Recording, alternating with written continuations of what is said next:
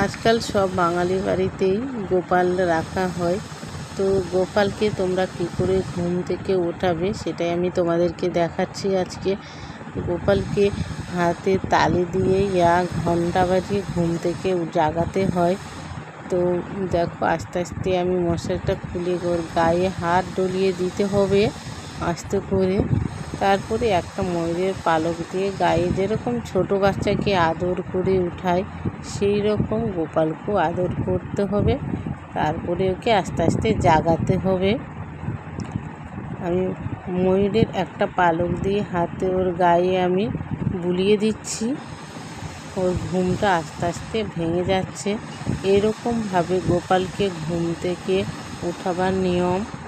যাদের যাদের গোপাল আছে, তো তোমরাও এরকমভাবে গোপালকে ঘুম থেকে উঠাবে। একবারে হুটহাট করে গোপালকে ঘুম থেকে